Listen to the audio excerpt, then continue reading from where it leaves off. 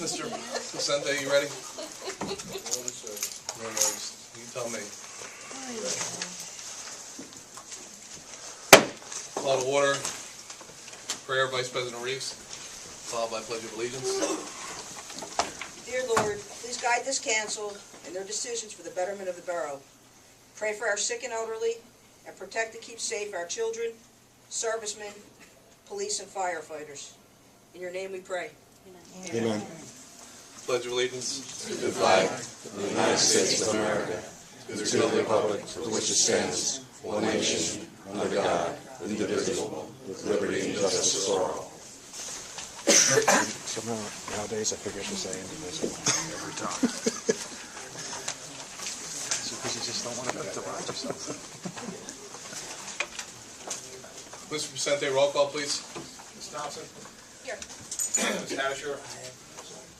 Ms. Reeves? Here. Mr. Patterson? Here. Ms. Gross? Here. Mr. Donahue? Here. President Stewart? Here. Mayor Orr? Or Mayor... I apologize. Here.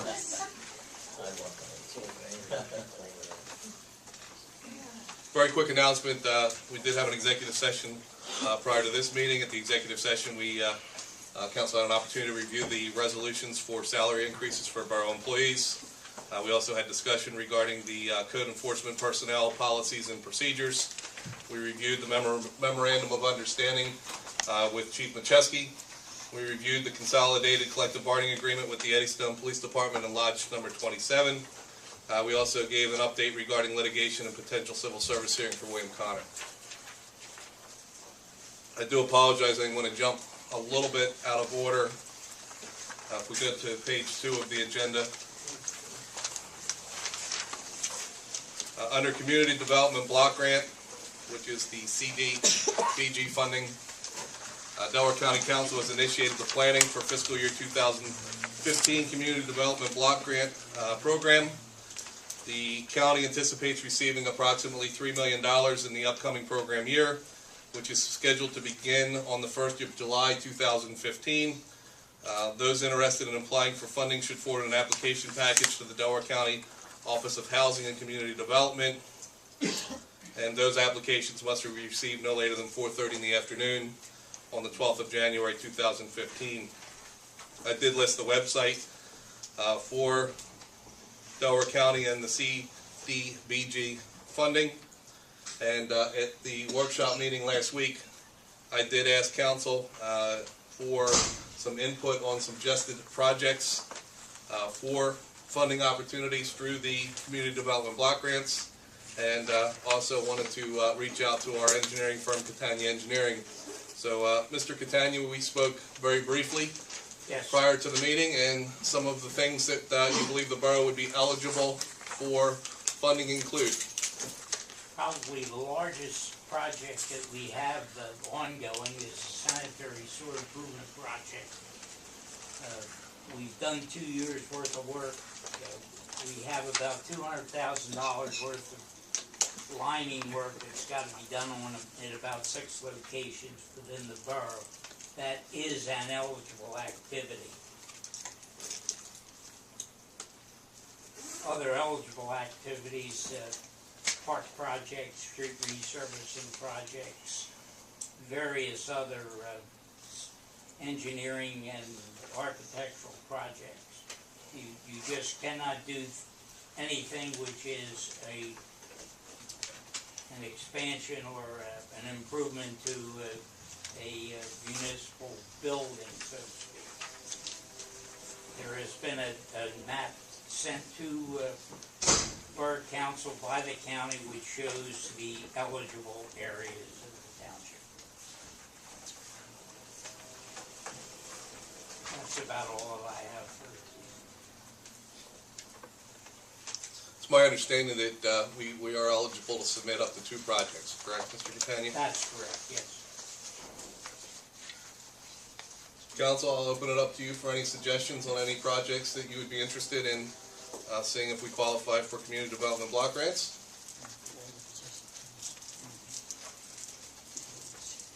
Chuck, would that cover sidewalks too? Yes, it would, as long as it wasn't I mean, private the borough's property. properties. Private properties, sidewalk, yes, Behind, on 10th Street, there's an alley that comes out from behind Ashland. There's like a 2-foot hole in there. It's been there for a while. You could maybe get that knocked out, that would be great. that would be an eligible area, an eligible project. Okay. Is there also, can you do like beautification projects? Yes. For streets and for doing signs, welcome to Eddystone, like other municipalities have done? Yes. Can we do that too? Yes. Okay. That they are eligible projects, let's put Okay, it that way. okay, cool, okay. Would that include, like, if you wanted to change up the street lighting? Yes,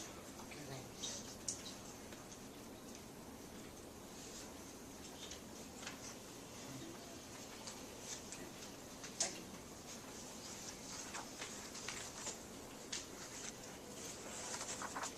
I will open the floor to the public if anybody has any suggestions or recommendations on any projects that would be of a public benefit. Mr. Catania, the process that needs to be followed now, you need to identify 2 projects, correct? yeah, council's gotta identify 2 projects, and then at their next official meeting, they would have to pass a resolution which would say that these are the 2 projects that Borough Council would like consideration of the county for funding. And that has to be submitted by the 12th of January.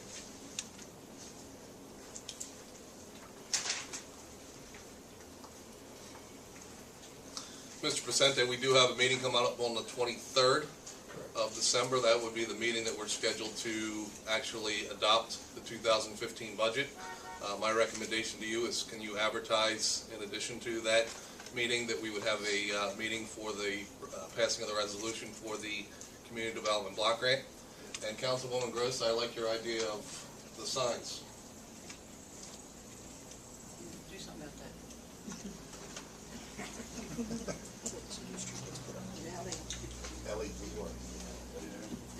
Did you see the ones up on Chester Pike? You know where the island is on Chester Pike? They put those, they're like lanterns, they look like lanterns, and Right they're on the so other side of sharp Fairview looking. Road. Try to get some old criminal projects. Whereabouts? Huh? Whereabouts? On You know the where, other right side of across, you Fairview know where Road. the Lieberville School was?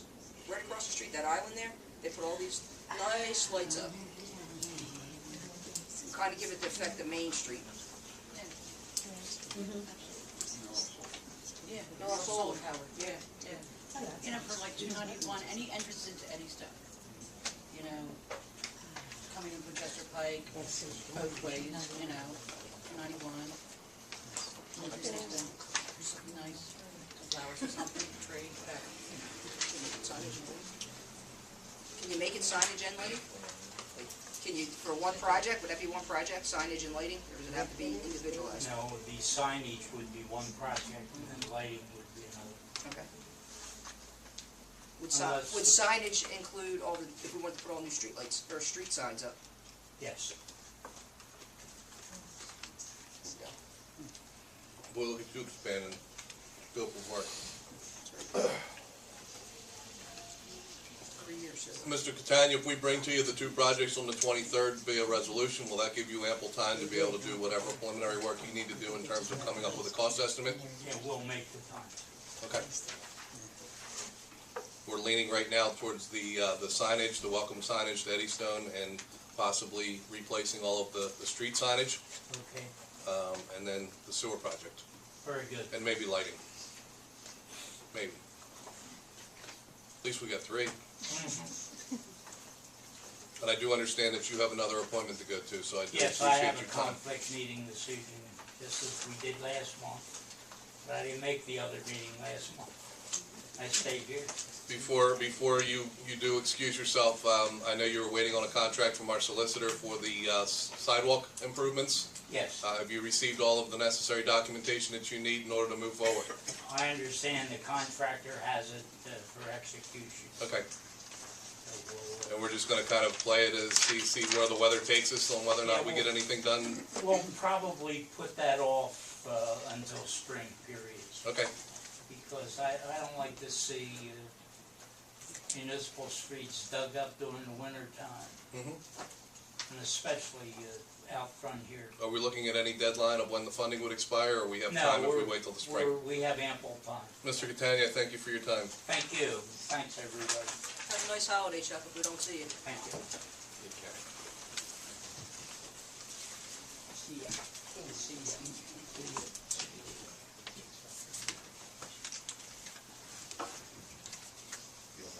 I received a request from the folks at Suburban Waste Services. They are a new business in town, relocated over along Industrial Highway to the old Robbins trucking facility. Those not familiar with Suburban Waste Services, they provide waste and recycling services in Pennsylvania, Delaware, New Jersey, and Maryland, both commercially as well as residentially. And I did take the liberty of listing your website for everybody to check you out, but I would like to introduce David. You are the CEO? CEO of Suburban Waste Services. Thank you, Mr. President, Council, Mr. Mayor, and ladies and gentlemen of Eddystone Borough. We are proud to be part of the fabric and community of Eddystone.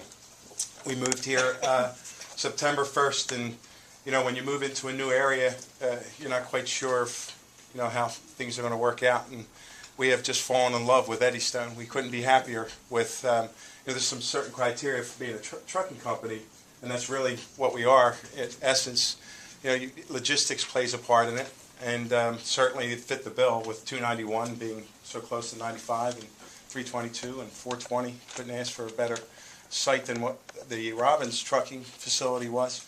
But it became clear to me and my partner Tina, I apologize, my partner Tina Bizzari, she's president of the company. We fell in love with Eddystone almost immediately.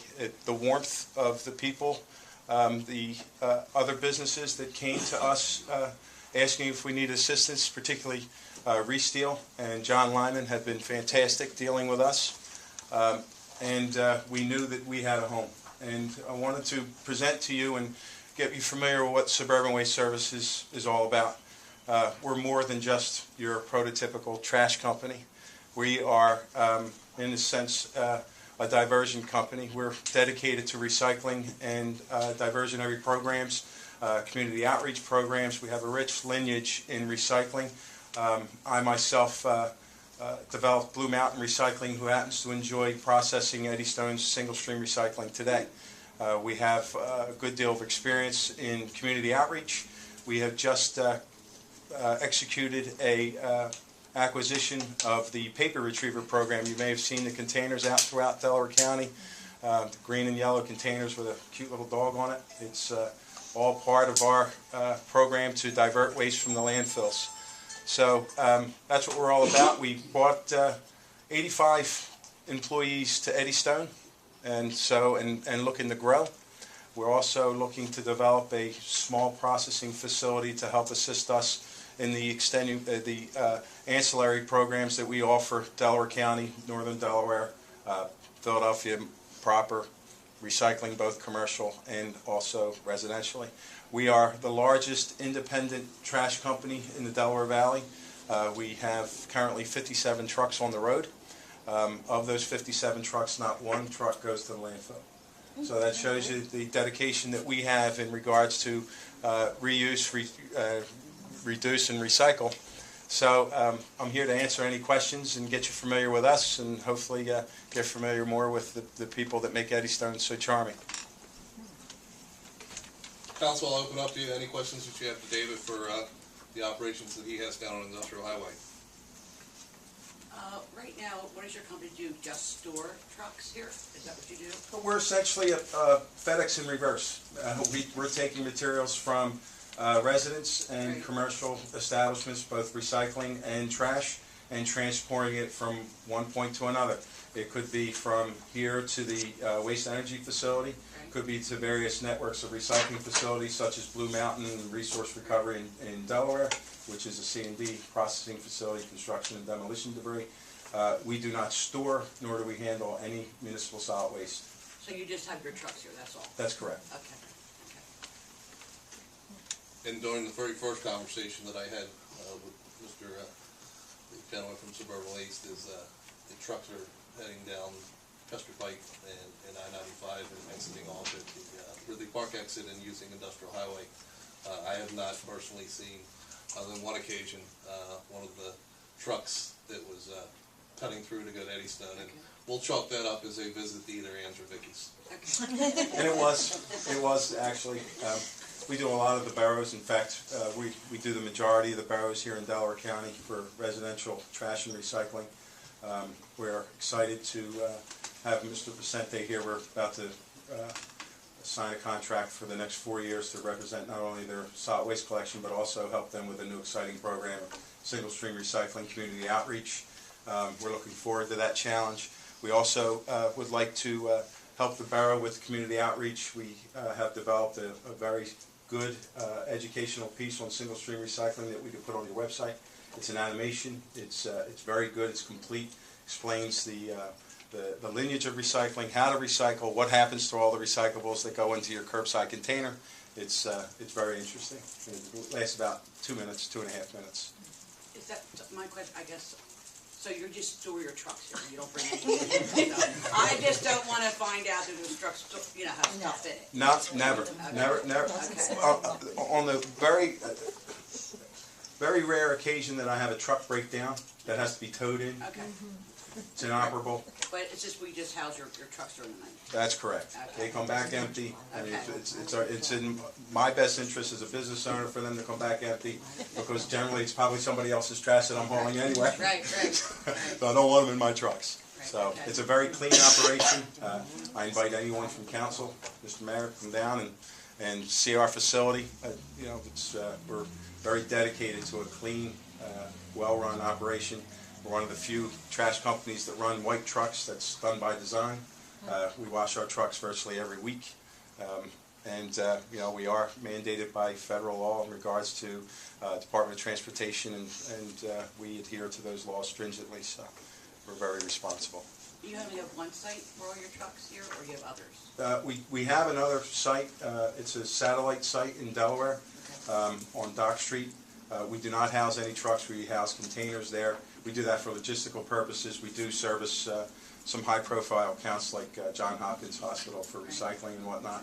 So going south, it makes sense for us to grab containers in Delaware and then head down south. So, but to answer your question, it's all of our trucks are housed here at Eddystone. Okay, thank you. I have a question. You said that you plan on growing your business in Eddystone. Yes, ma'am. It's not going to, the growth won't contain recycling, will it? It will. We're dedicated to recycling. That's our primary focus. But you want to do recycling on the premises? We want to process our own internal material, not any scale trade. There will be no scales. We'll be handling no third party. As I mentioned previously, we have just acquired the paper retriever program. It is 100% newspaper. It's deposited at borough halls, fire halls, charitable organizations. We have a contract with Paperworks, the oldest paper mill actually in the United States. So it's situated in Philadelphia. From time to time they go down. When they do go down, they ask us to bale 200 to 300 tons a month, which is relatively small in regards to what a trash company of my size handle. I handle about 1,000 tons a day of waste. So it's a very small scale, encapsulated. You're more than welcome to see what I got planned and get you comfortable with what we're planning on doing. It's Just paper. It is. I'm just slightly confused. So you are going to be bringing refuse, recyclable refuse in? Only no single stream recycling, because it's source separated newspaper. It's from the programs that we developed with various organizations. It's 100% newspaper. It's consumed directly right now, right off our trucks. That's how clean that material is. So there's virtually hardly any sorting that's necessary. Certainly no waste involved with it. Do your trucks have a typical schedule? I don't know. I remember living near a UPS place once, and all the trucks all came out at 9:45. I'm just wondering. Actually, we do have a very strict schedule. All of our trucks leave at 6:45 in the morning. Okay. Very early in the morning, and generally our routes are done by 3 o'clock in the afternoon. 5 days a week, no weekends. Just to let council know that Suburban Waste has already been in contact with our code enforcement office. They have briefed both Dallas Waters and John Lyman on what they propose to do in terms of any type of recycling.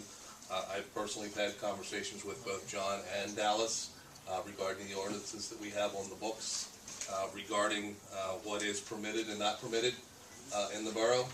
So, you know, I'm certainly not going to ask any member of council to make any decisions at this time on allowing the use for recycling at the facility.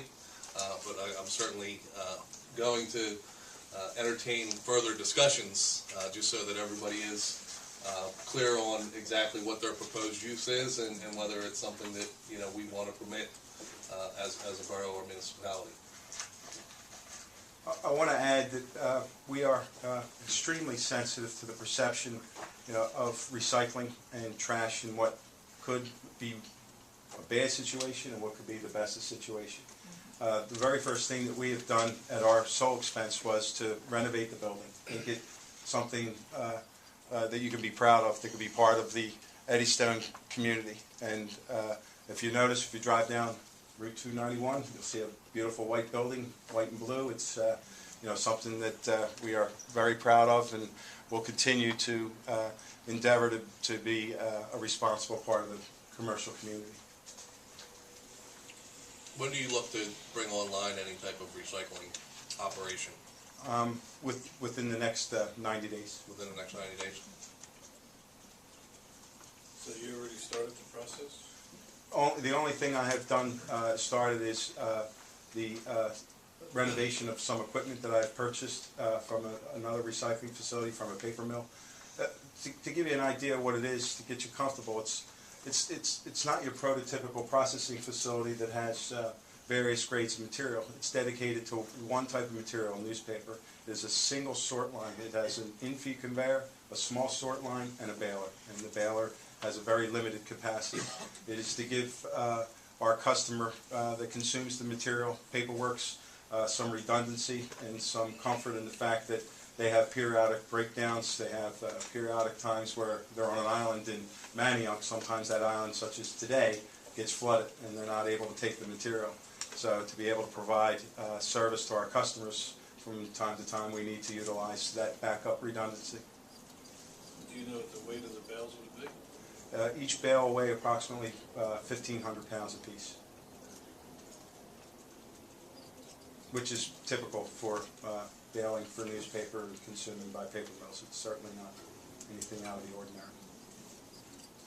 I always love to take an opportunity to plug our website. Councilman Dunham, if you run to our website, under the departments and code enforcement, go to E-codes. I'll reference you to our ordinance 251-29, which is private dumps, transfer stations, and landfills.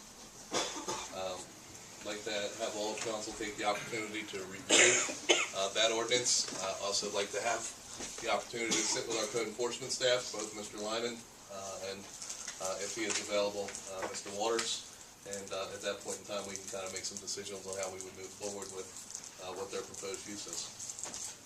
Can you tell me if you removed the ink from the paper? No, we won't be doing anything in regards to the further process of the recycling process outside of packaging for the paper mill. Essentially, right now, the paper retriever program is a very well-monitored, well-run program. It's been in existence now for 11 years. It represents 10% of the mill consumption of Paperworks. If you're not familiar with what a paper mill does, it's essentially a big mixing bowl of warm water. Paper goes in, some chemicals, they dry it, roll it, and you have a new substance for new material such as cereal boxes, soap boxes, toothpaste boxes. My facility is not going to be processing for anything other than to store the material, to bale to densify the material, so it allows them to be able to store more tonnage at the paper mill. Council, any other questions for Suburban Waste Services? I will open it up to the public if the public has any questions for David. Well, thank you, Council President, Council, Mayor, ladies and gentlemen. We're certainly proud to be part of Eddystone and looking forward to a long and happy relationship. Thank you. Thank you. Would you like to donate to Ladies and Children? Sure. It's 11 more. Thank you. Members of council, we are joined this evening by Ms. Christine Brown, correct? And Kristen Kotz. They are with our insurance carrier Arthur J. Gallagher and Company, and they asked for a few moments of our time this evening to talk about the healthcare trust.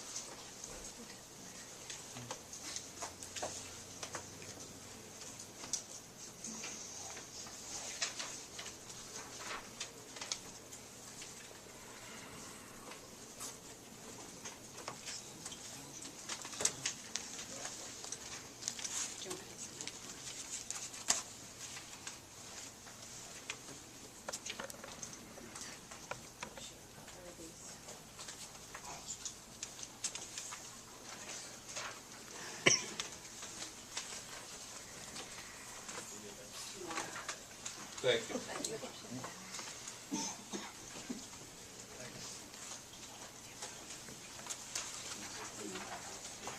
Ladies, the floor is yours. Thank you for joining us this evening. All right, thank you for having us.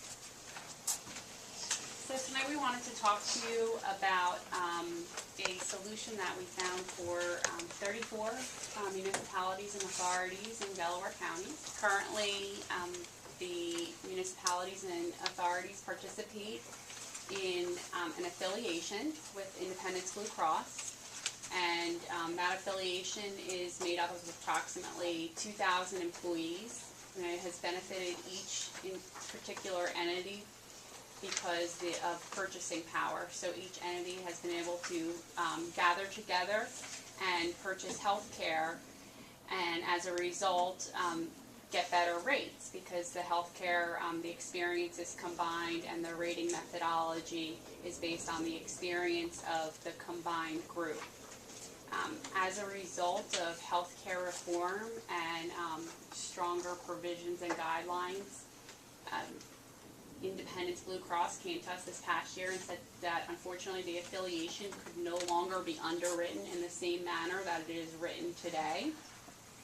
And groups that are under 50 enrolled employees would have to be based on only age and tobacco and non-tobacco status. And then also, in addition to that, there would be specific cookie cutter plan designs that they can choose from, called the metallic plans, which some of you may have heard of, also known as the Obamacare plan designs. These plans are limited and very different from what is currently being offered in each of the boroughs and municipalities. And we recognize that this would be a big problem given that all of these groups have many different collective bargaining agreements in place. However, healthcare reform supersedes these collective bargaining agreements. And we recognize that a lot of union membership wouldn't really understand that or wouldn't really care about that. So we knew we had to put a solution into place.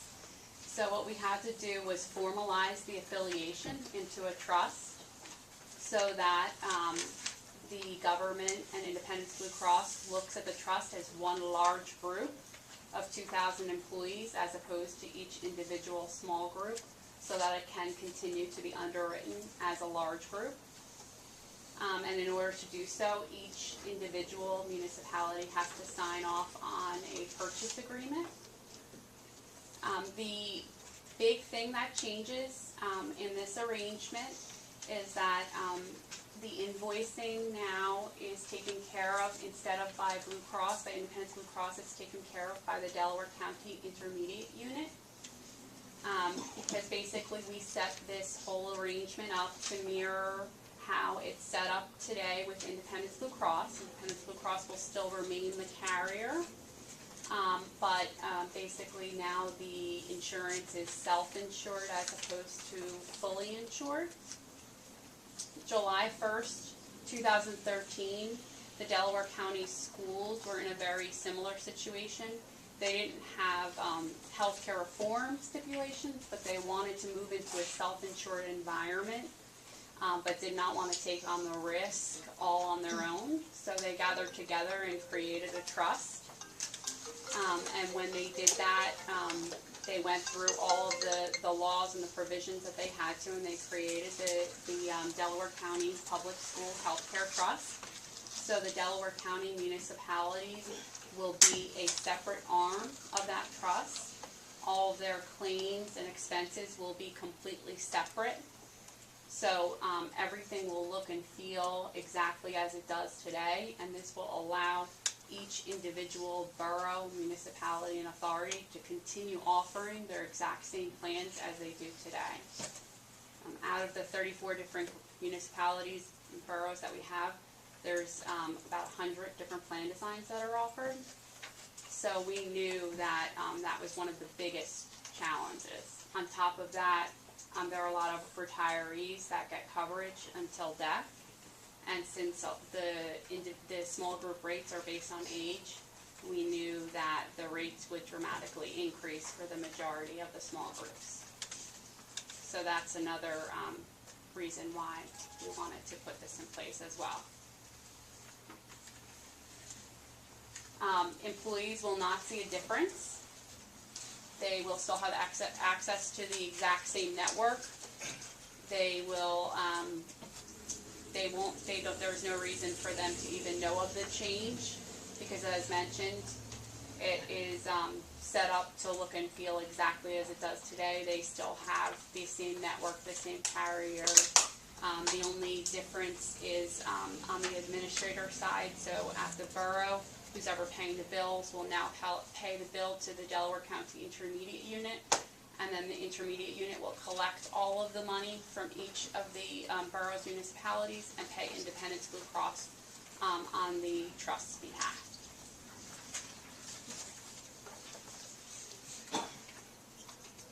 Council, any questions? Good job. Thank you.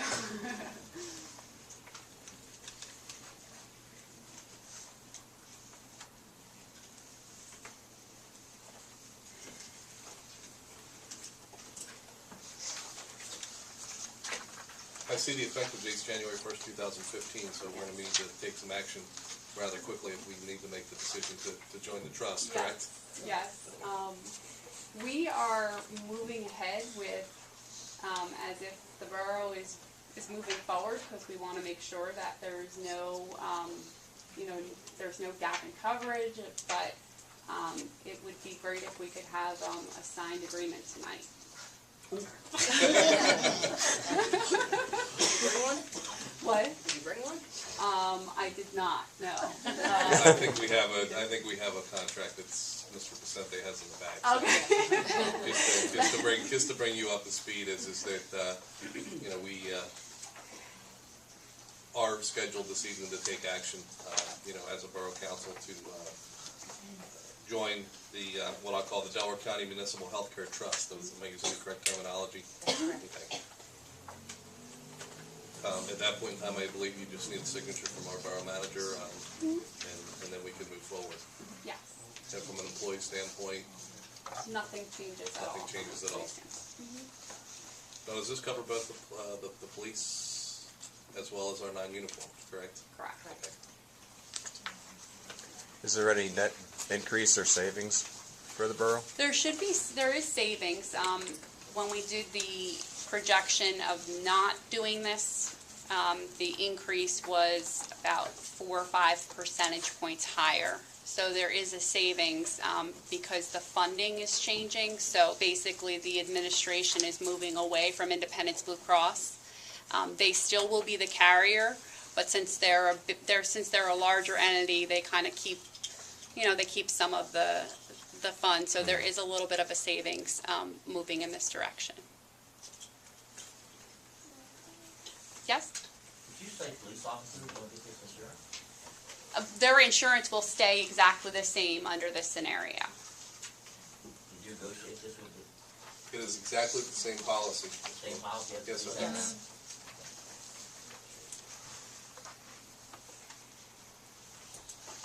Any other questions from the public? Yes, Ms. Wilson. This is only to do with healthcare and it's only through Blue Cross? Yes, this is only the medical, prescription, and vision through Independence Blue Cross.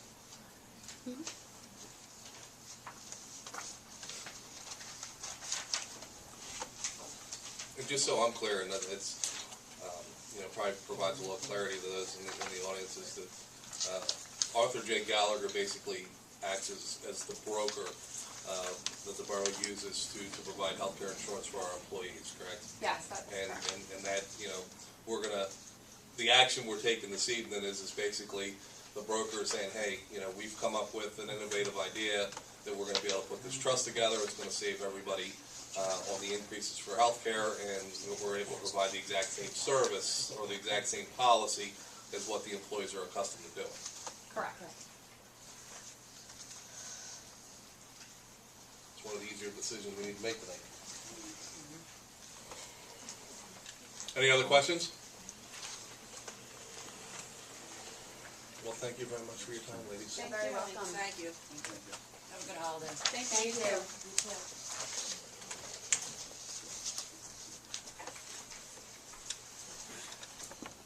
So, council, as mentioned earlier, we will be taking action this evening to approve Eddystone Borough to join the healthcare trust that's been provided by Arthur Gallagher.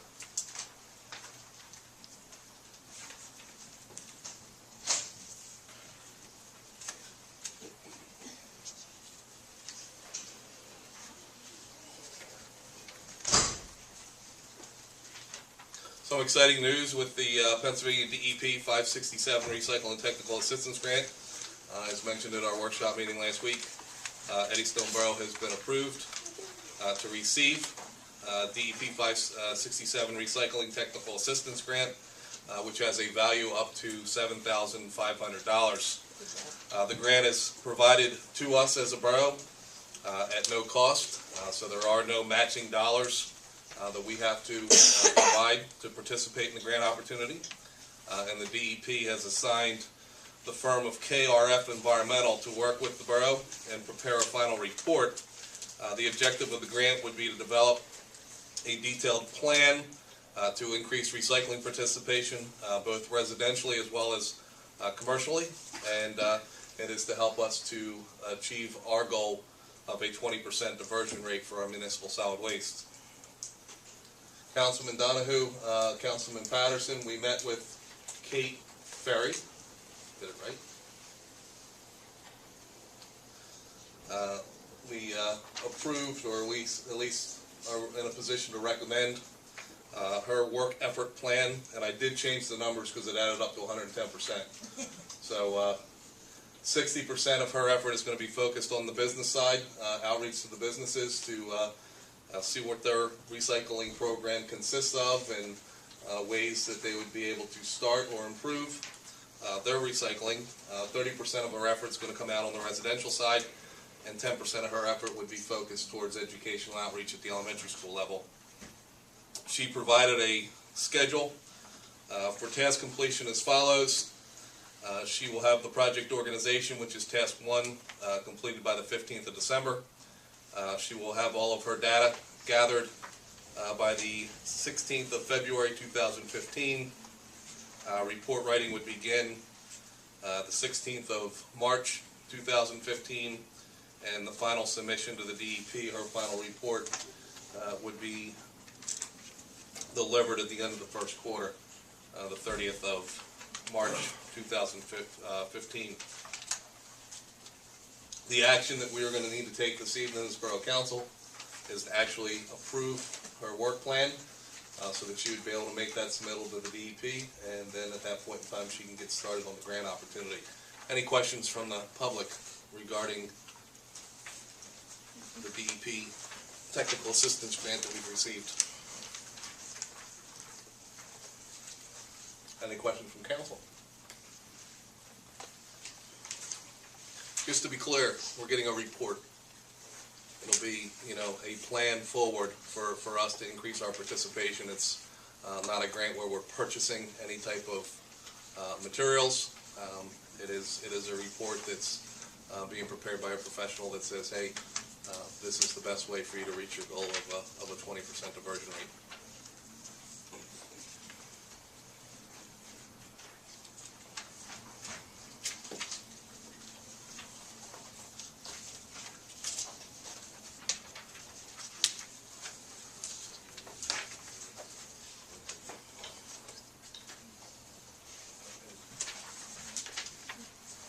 Memorandum of Understanding with Chief Macheski.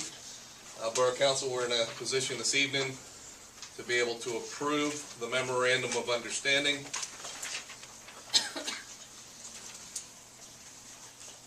I'll read the Memorandum of Understanding at this time, and we will take action to approve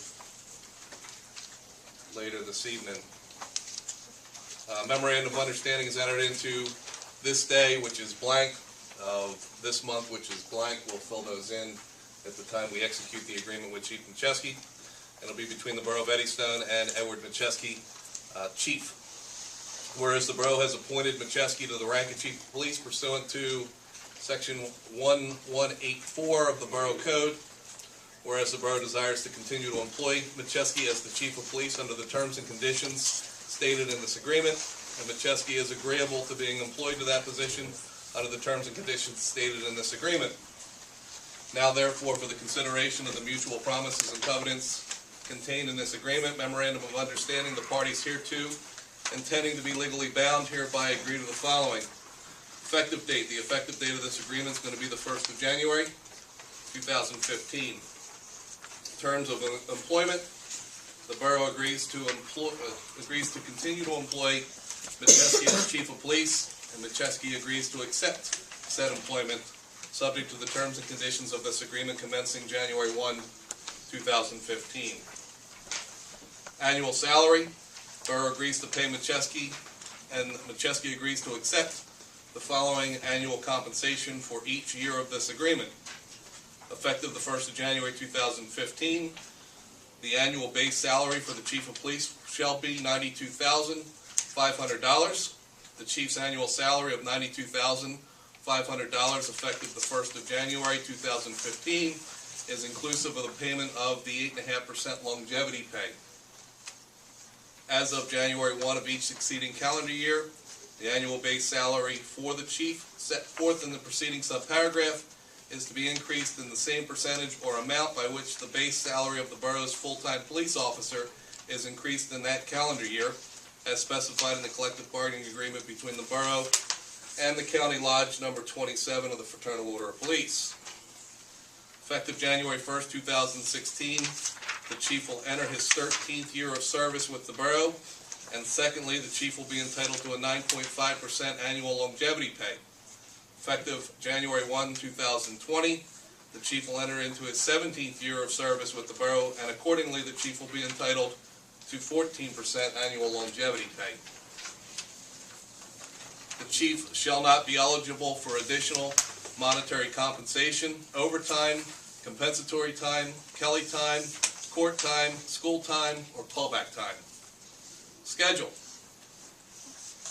The Chief holds a position in which the Chief is required to always be on call and available for emergency situations, and accordingly the Borough recognizes that the Chief may maintain a flexible schedule. In the event that the Chief is required to physically respond to an emergency situation in the Borough outside of the Chief's work schedule, he will be provided the opportunity to take the equivalent time off, 1-to-1, within 30 days of responding to such emergency. It is specifically understood that answering phone calls and emails while off duty is not considered chargeable time. The parties specifically understand that the Chief's work schedule must comply with the following requirements. Requirement A, the Chief must physically report to the Borough for a minimum of 5 days per week for a total of 40 hours unless utilizing paid time off. Section B, the Chief's primary schedule will be a daytime schedule, and the Chief's shift must be a minimum of 4 hours and should not exceed 12 hours in any day. Section C, Chief must work a minimum of at least 1 Saturday and 1 Sunday per month and must attend all council workshop meetings, regular meetings, community meetings, and police and emergency management meetings. Section D, the chief must attend all citizens committees meeting for public safety. Section E, the chief must conduct at least one staff meeting per month with his lieutenant and his sergeant. Section F, the chief's vacation schedule shall be coordinated with the lieutenant to ensure that the lieutenant is available to act as the officer in charge during the chief's scheduled vacation. Section G, at least 1 week prior to each regular borough council meeting, the chief shall submit a proposed monthly work schedule to the mayor and borough council for the upcoming month. The chief's monthly work schedule is subject to approval by the mayor and borough council. The chief's schedule is subject to change during the month due to any emergency situations that may arise. Section 5 of the agreement deals with certifications. The chief will retain and keep current all necessary licenses and certifications for him to work as a police officer and a chief of police in the Commonwealth of Pennsylvania, including but not limited to the certificates pursuant to the Municipal Police Officers Education and Training Act 120 of 1974 as amended. The borough will reimburse the chief for all costs associated with the chief retaining and keeping current all necessary licenses and certifications for him to work as a police officer and a chief of police in the Commonwealth of Pennsylvania. Section 6 deals with the chief's vehicle. During his tenure as chief of police, the chief shall have sole use of a borough-provided unmarked motor vehicle from the police department fleet designated to the chief to be used in connection with the performance of his duties as chief and or his professional growth and development.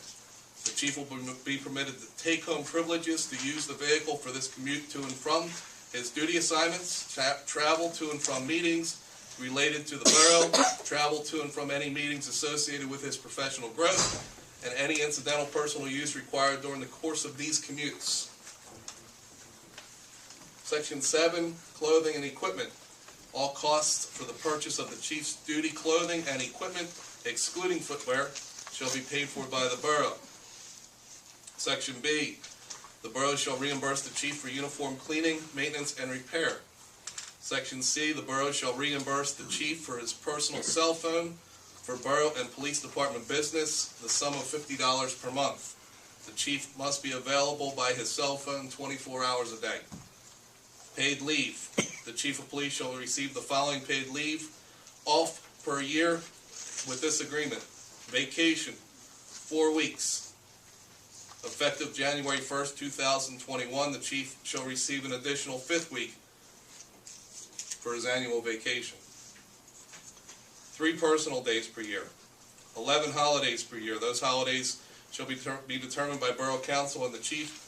Otherwise, they will be designated in the collective bargaining agreement between the borough and the FOP. Sick leave, 15 days per year with a maximum accumulation of up to 800 hours. Other employment benefits and fringe benefits, except as specifically provided otherwise in this agreement, the borough shall provide the chief as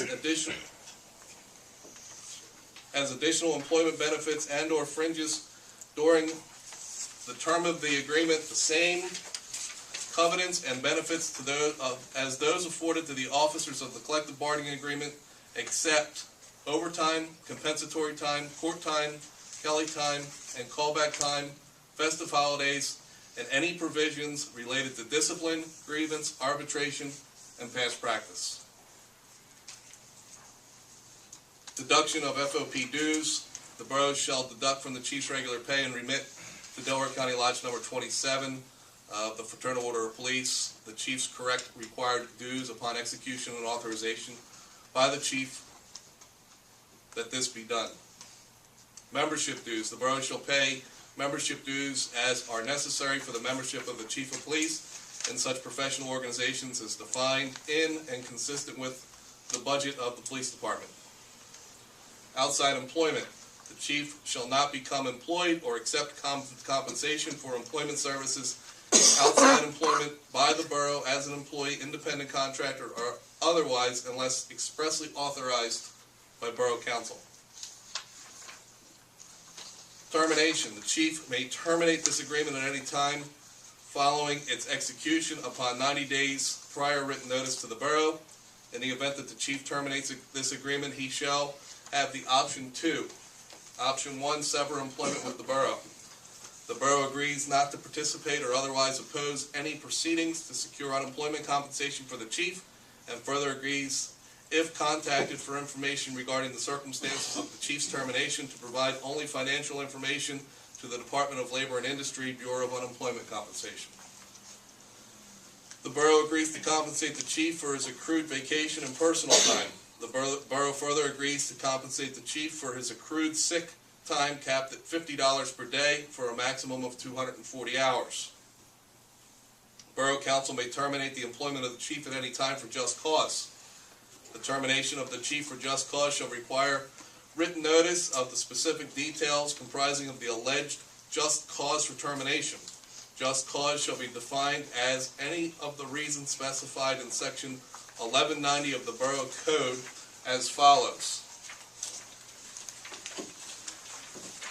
Number 1, physical or mental disability affecting the person's ability to continue in service, in which the person shall receive an honorable discharge from service. Reason 2, neglect or violation of any official duty. Reason 3, violation of any law, if the violation constitutes a misdemeanor or felony. Reason 4, inefficiency, neglect, intemperance, immorality, disobedience of orders or conduct unbecoming an officer. Reason 5, intoxication while on duty.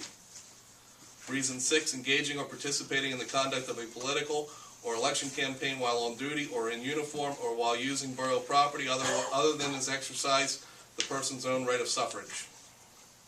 Reason 7, engaging or participating in the conduct of a political election campaign or incompatible office as provided in Section 1104F of the Borough Code.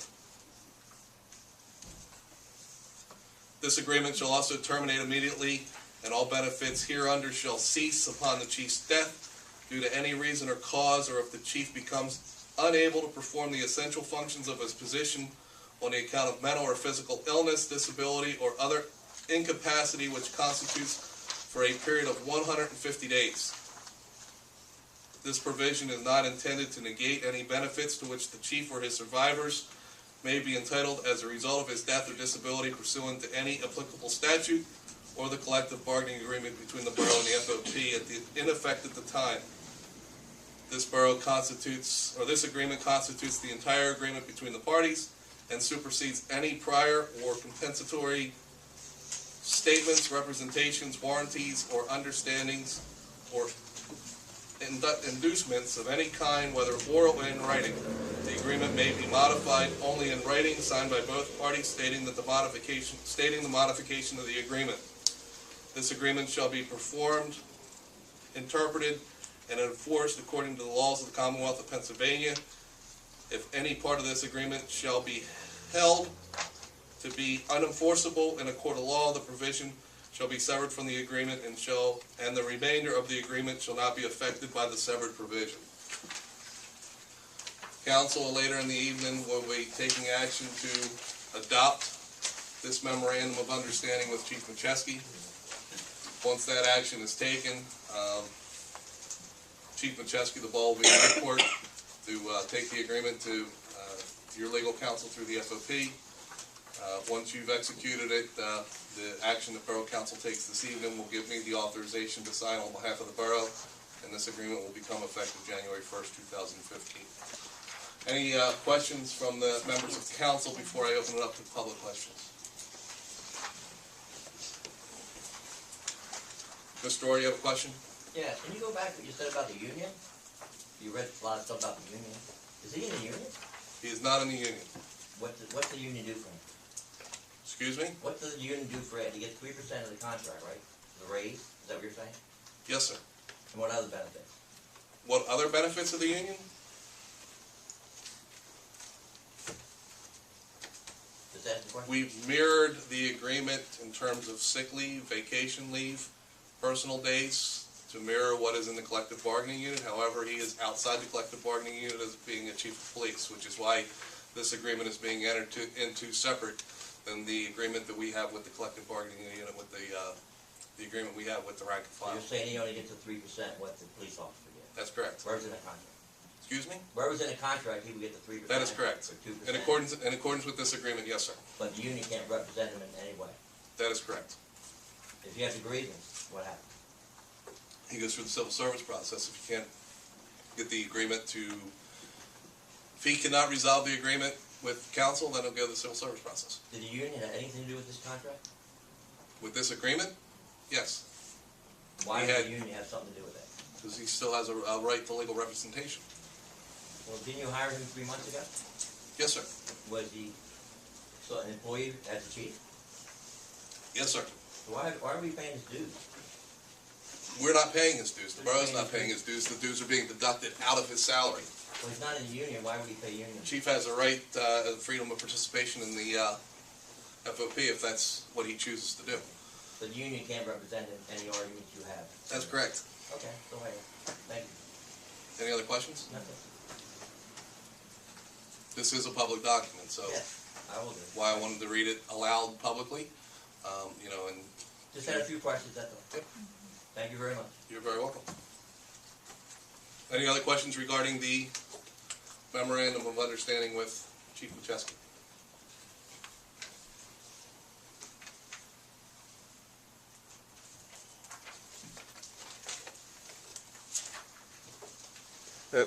This is called a memorandum of understanding, but if there was some disagreement, it would have the validity of being a contract, right? Yes. Yeah. Yeah, what Borough Council has done, and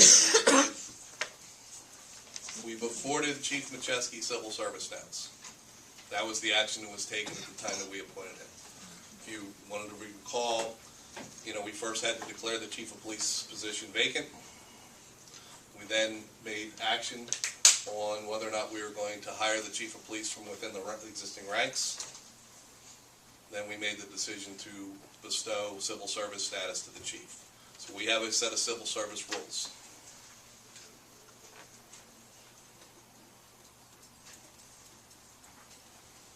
Any other questions?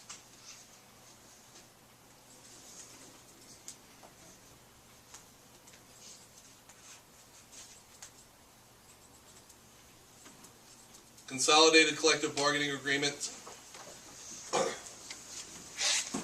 We held a meeting of the Police and Public Safety Committee on the 3rd of December. At that meeting, we exchanged documents with Lieutenant Britty, who represents the ranks of the Eddystone Police Department. The documents that were exchanged includes a draft of the collective bargaining agreement, consolidated collective bargaining agreement, which would be dated 2013 through 2016. We also had the opportunity to review Chapter 29 of our Borough Code, which deals with police pensions, and Chapter 37 of the Borough Code, which deals with the police department.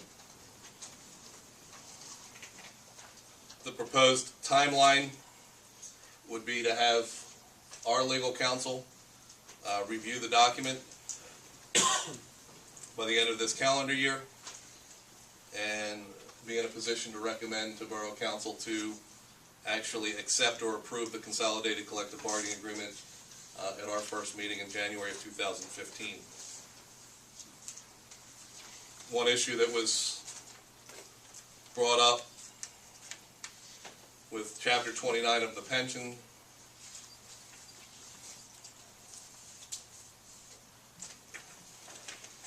is that chapter actually created a police pension fund committee, and it is the president's responsibility to designate 2 members of council to serve on that committee. I will add that to our list of committees that is on the website, and Vice President Reeves, as being the chair of our finance, would like you to participate on that committee, and Councilman Donahue, being a member of the police committee, I would like you to participate on that committee as well. That committee would be required to meet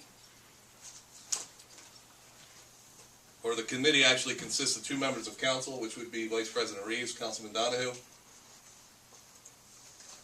It would be the Borough Secretary or Treasurer, who would be Joseph Vicente. It would be the Chief of Police, and it would also be whoever is designated by the Police Department to represent them, and they do meet or are required to meet at least biannually. So we'll set a schedule in 2015 to make sure that that committee is meeting. 2 years. Every 2 years. Twice a year. And Mr. Pressman, it was discussed earlier about the language that is in Chapter 37 of our code, which deals with the creation of the police department, and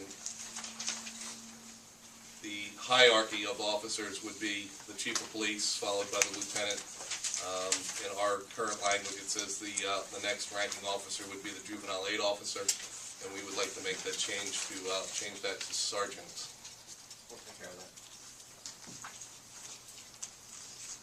Council, any questions regarding where we stand with consolidating the collective bargaining agreement? And I will open it up publicly if anybody has any questions.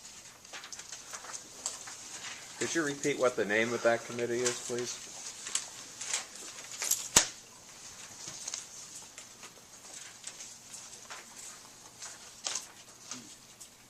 The Police Pension Fund Committee. Fund.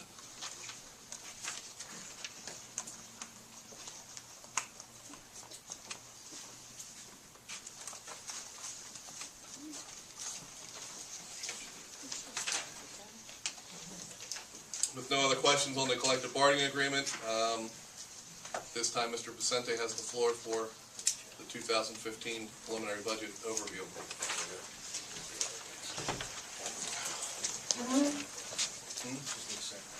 No worries.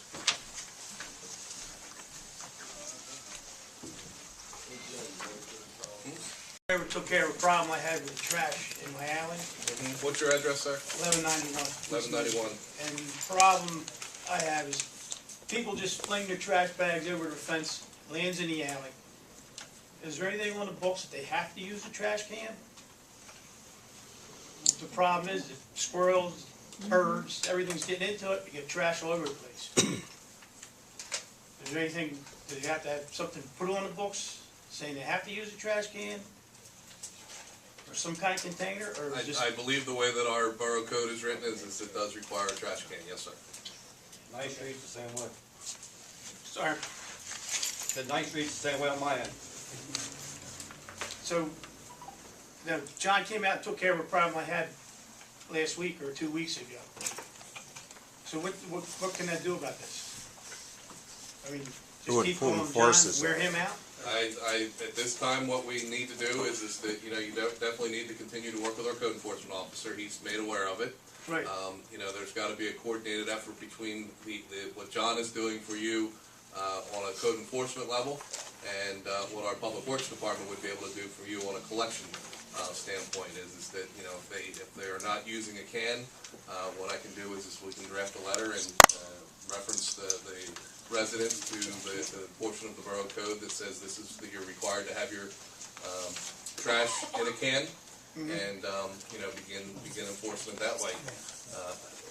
John, I'm not extremely familiar. I know that we've got language on the books that says that you're required to have a can. Is there a fine structure that goes into place, or?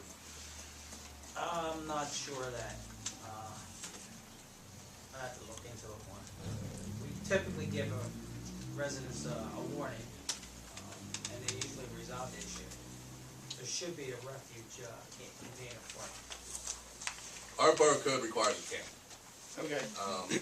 So what we can do is continue to work with Mr. Lyman from a code enforcement standpoint. I'll bring it to Gene Scott's attention, who is our superintendent for our public works. If the problem continues, at that point in time, we can draft a letter from Borough Council and send a letter to the homeowner stating that they need to put it in a can. Okay. The other question I have is, people's property are some really shabby properties here.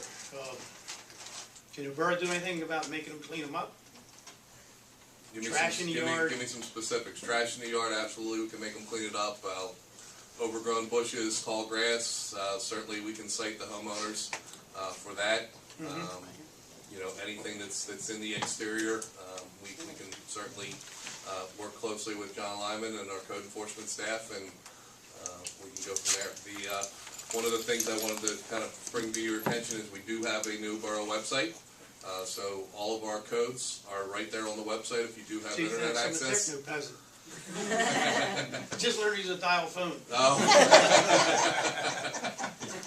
But we do have, you know, you certainly can come up to Borough, and we have a complaint form that you could file, just to say, hey, I want to bring this to your attention, that I need someone from code enforcement to go out there and take a look at it. Okay, like I said, John took care of the problems that I did have in the same day. One of the things that we're really trying to do as a Borough Council in 2015, and I'll get my soapbox out a little bit later this evening, is that, you know, what we want to do is when you bring an attention, you know, a issue to the attention of Borough Council, we want to make sure that we've got written documentation that this is the issue, and the follow-up the Borough Council took, or that the Borough took to resolve your issue. Certainly we want to respect, you know, an individual's privacy, but if it is a, you know, an issue of public nuisance, you know, at that point in time, we want to make sure that we've got a resolution. Okay, thank you. Thank you, Mr. Blanchard. Mr. President, Yes, sir. I brought that up to you several months ago, back in, I believe, June or July, for the same thing. Okay.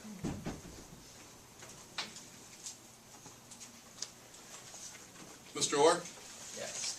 if you wanted to come forward, please.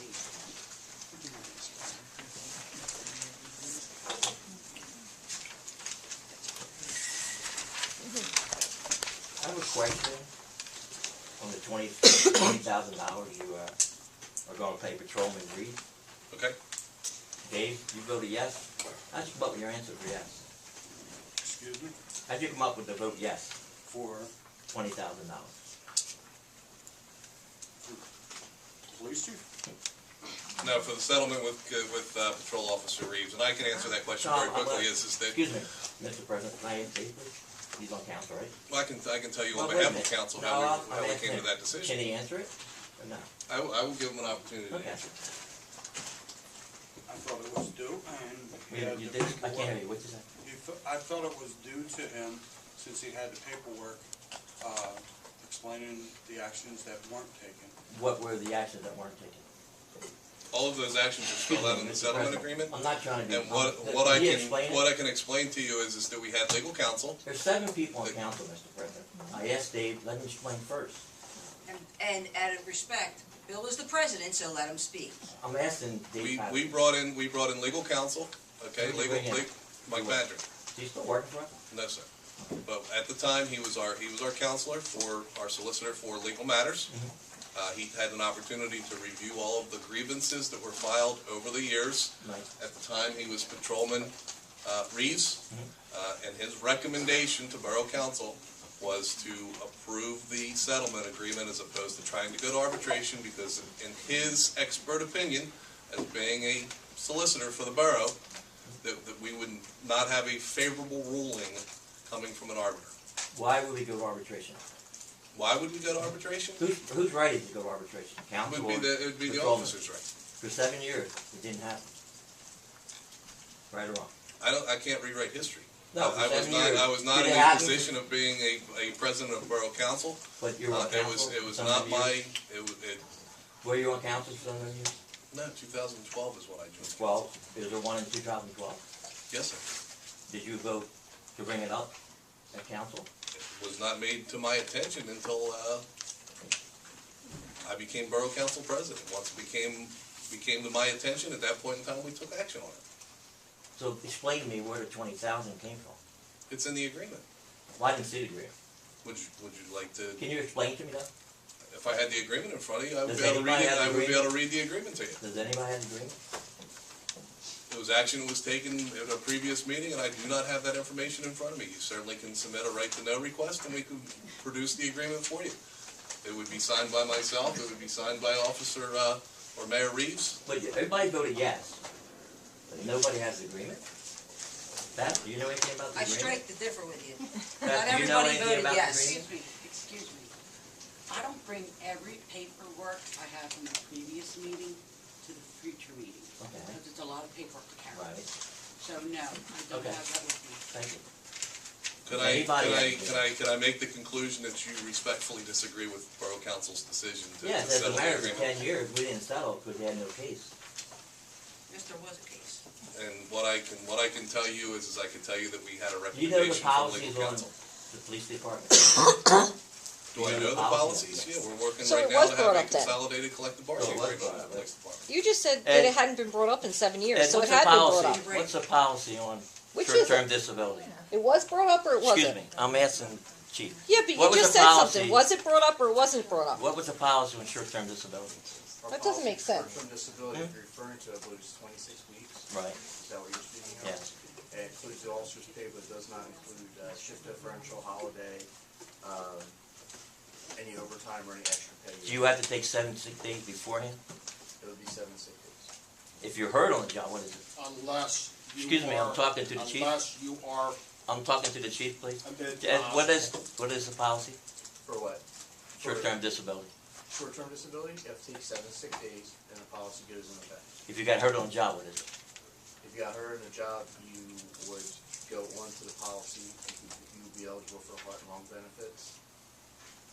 And if you go on short-term, we take 7 sick days. You get paid for them? What's that? Do you get paid for them 7 sick days? You get 7 sick days take away as for your first part. You of the get paid policy. for them though, right? Yes. So if you take it, you get paid 7 sick days. You get 7 sick days and the policy kicks in effect.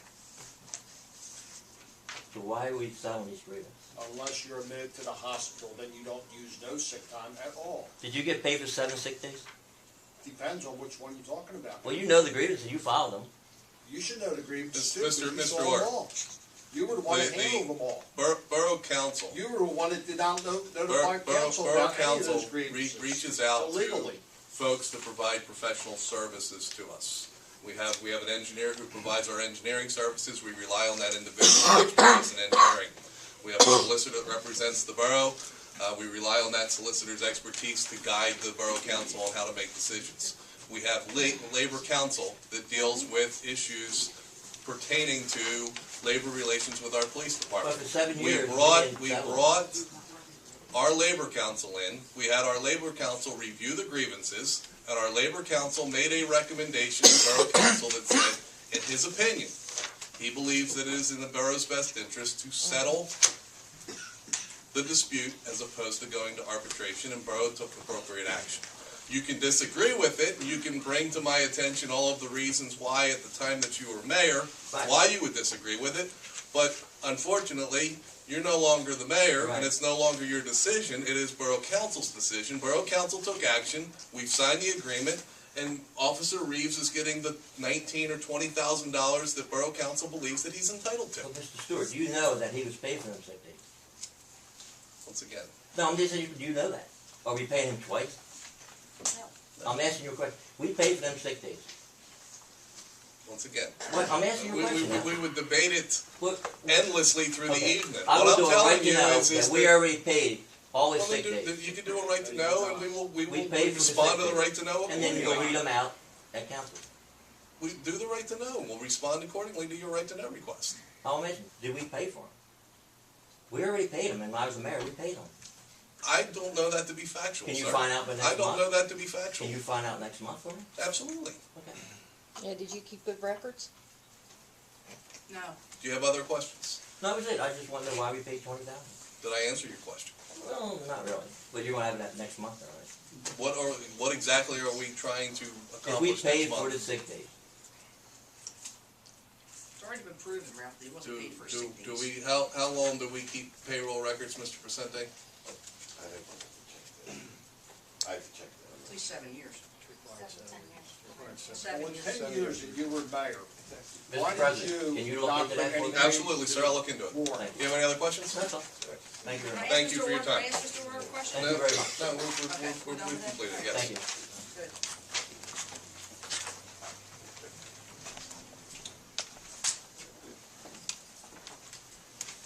Any other question from the public? Do I like to call for public comment?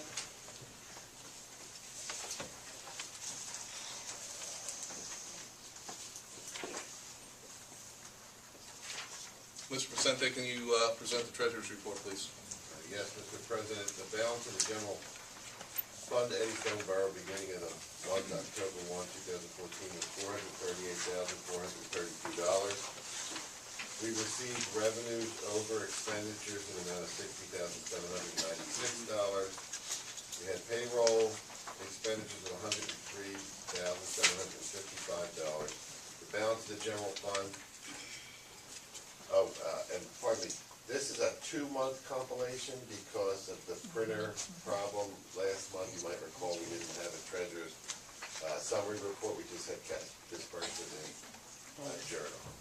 So the balance that I read, the $438,432 was October 1. The balance November 30th, 60 days later.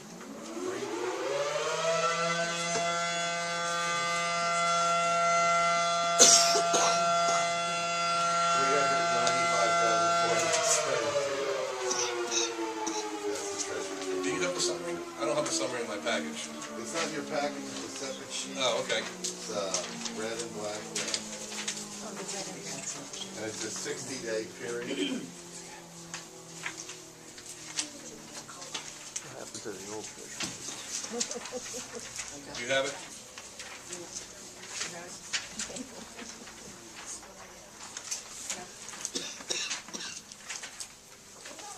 Is this a change to the format of the treasurer's report that's going to come out every month? I don't think it's the same, is it? It's the same. Well, Is this public forums? I'm sorry, I had to. I'm sorry, I had to. I think it's the same. But this is just 60 days because we didn't have one last month, if you remember, they made like a printer issue. Right. But do we have all the information? Yeah, we have it all in the We have it all. We have the cash receipts and disbursements is all accounted for. Great. And, what it is, it's a summary report. Council, you've heard the treasurer's report, and I'm going to have it from the period beginning the 1st of October, 2014, with the month ending November 30th, 2014. May I have a motion to accept the treasurer's report, please? Make a motion to accept the treasurer's report is read to make it part of the permanent minutes. Second. Motion made and second. All in favor? Aye. Motion carries. Cash receipts and disbursements journal. I make a motion that all bills be paid and all cash deposited. Second. Motion made and second. All in favor? Aye. Aye. Motion carries. Mr. Vicente, may I have the code enforcement report for the month of November 2014, please? Yes, Mr. President, the Code Department performed 39 inspections, issued 2 work stop orders and/or violations and/or citations. 14 work permits were issued in November, and 6 licenses were issued in November. The Codes Department took in fees and revenues of $81,317.19 in the month. Council, you've heard the code enforcement and inspection report for the month ending November 2014. May I have a motion to accept, please? I make a motion to accept the code report as read for the month of November and make part of the permanent minutes. Second. Motion made and second. All in favor? Aye. Motion carries. Mr. Vicente, may I have the police report for the month ending November 2014? Mr. President, the police department made 411 calls in November. They issued 158 citations. There were 12 accidents responded to. There were 18 thefts recorded in November. 31 parking citations were issued, and the police department made 25 criminal arrests in November. Council, you've heard the police report for month ending November 2014. May I have a motion to accept, please? I make a motion to accept the police report as read and make part of the permanent minutes for the month of November. Second. Motion made and second. All in favor? Aye. Motion carries. Fire report, please, Mr. Vicente. Mr. President, the fire company responded to 11 alarms, 5 by day, 6 by night. We had 116 members responding. That averaged out to 10.5 per call. During the month, members attended a 2-day hazmat operations refresher course that was how the Tinicum fire. And the line officers would like to congratulate firefighter Robbie Schiraldi, did I get that right, I hope? Yes. And firefighter Stephen Weber on successfully completing their National Firefighter 1, along with their National Hazmat operation.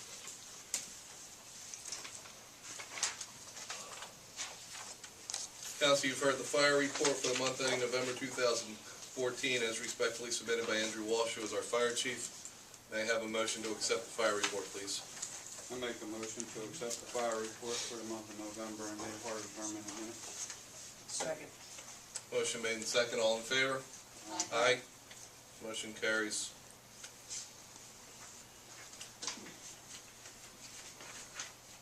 Mr. Placente, thank you for responding to my request to start getting the update on some of the past meeting minutes.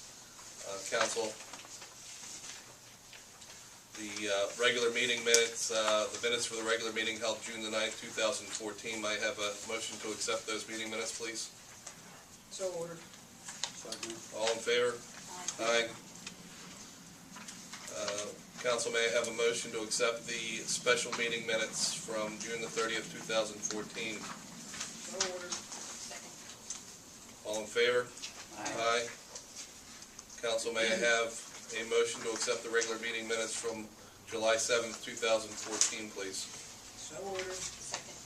Motion made in second, all in favor? Aye. Council, may I have a motion to accept the regular meeting minutes from August the 11th, 2014, please? So ordered. Motion made in second, all in favor? Aye. Council, may I have a motion to approve the special meeting minutes from August the 18th, 2014, please? So ordered. Motion made in second, all in favor? Aye. Aye. Aye. Motion carried.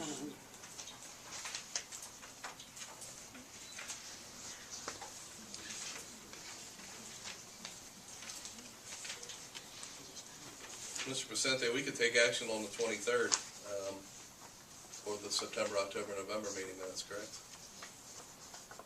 Correct.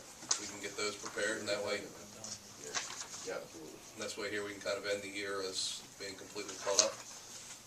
And, So the 23rd, we'll do the community block, final budget, and the meetings for the rest of the year. Yeah, okay. That's it.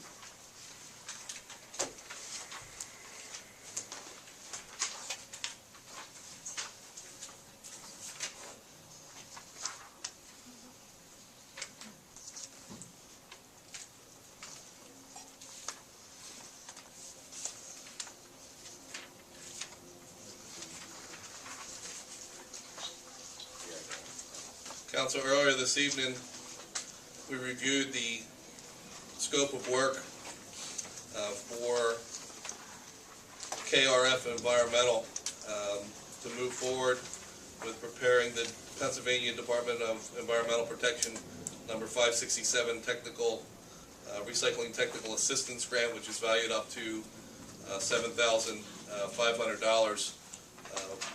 In order to move forward, I advised Ms.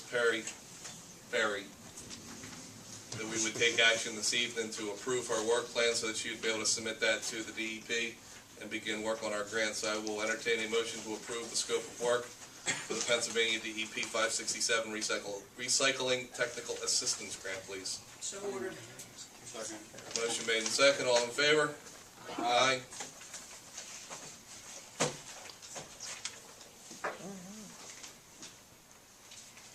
Council, earlier this evening, we read the memorandum of understanding with Chief Macheski. I will entertain a motion to approve the memorandum of understanding with Chief Macheski. Taking that action, what it will do is put the ball in Chief Macheski's court to execute the agreement for himself, and would provide me authorization as Borough Council President to sign that agreement once it's returned to the Borough. I will entertain a motion to approve the memorandum of understanding with Chief Macheski at this time. I make a motion to approve the memorandum of understanding with Chief Macheski. Second. I have a motion by Councilman Patterson a second by Vice President Reeves. Mr. Vicente, can I have a roll call vote on this, please? Ms. Thompson? No. Ms. Reeves? Yes. Mr. Patterson? Yes. Ms. Gross? Yes. Mr. Donahue? No. President Stewart? Yes. Motion carries 4-2.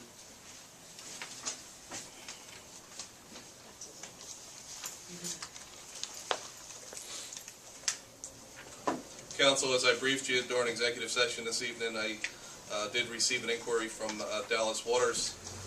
Dallas is looking to return to Eddystone, and he has asked Borough Council for an opportunity to resume his position as both the code enforcement officer as well as the health inspector. The effective date would be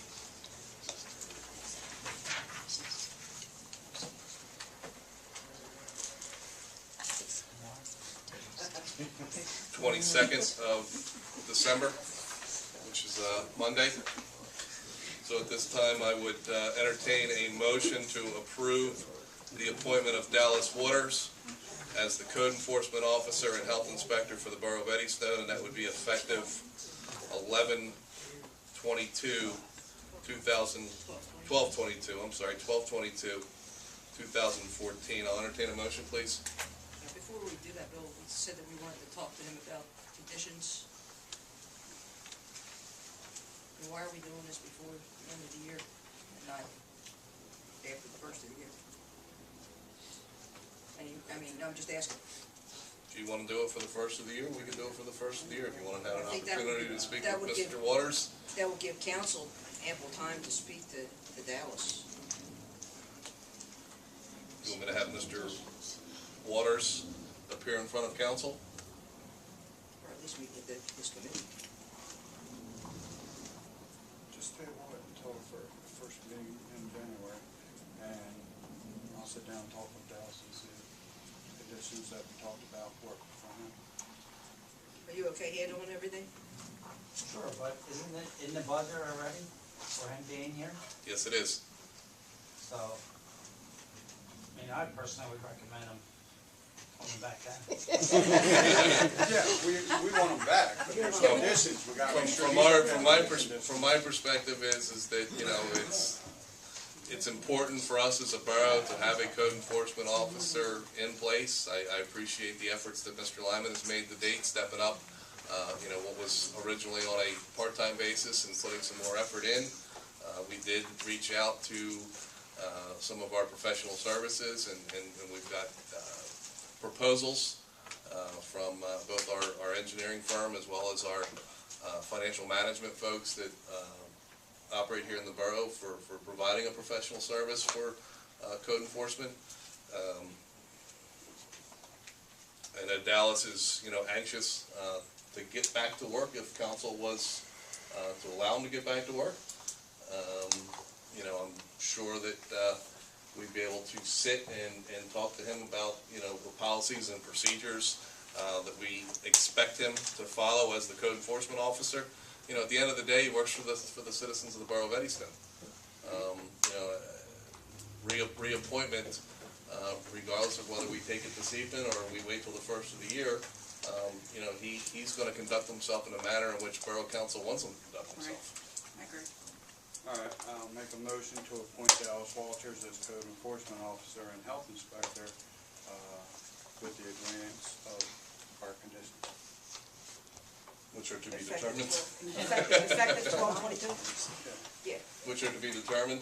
We set the policy and procedure of how we want our code enforcement officer to operate. So, I think that is a given that we.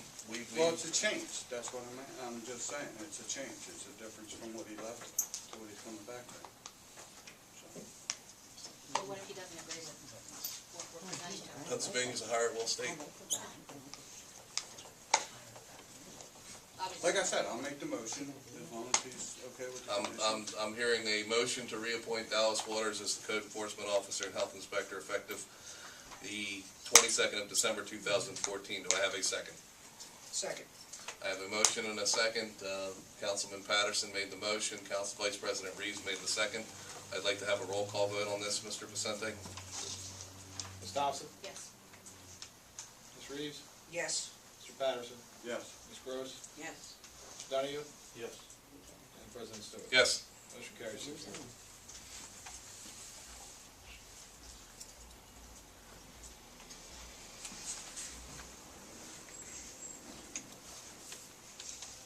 My copy with all of my notes.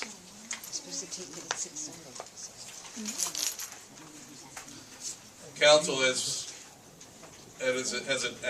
it has been reflected in the preliminary budget that was presented earlier this evening, there is a 3% increase for all of our full-time police officers, which is consistent with the agreement that we made in the collective bargaining agreement with the FOP and our Eddystone Police Department.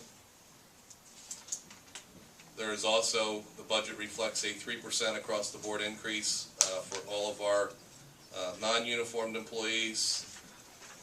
My notes notate that there is no increase in the salary or wages for our mayor, our president of council, or any council members.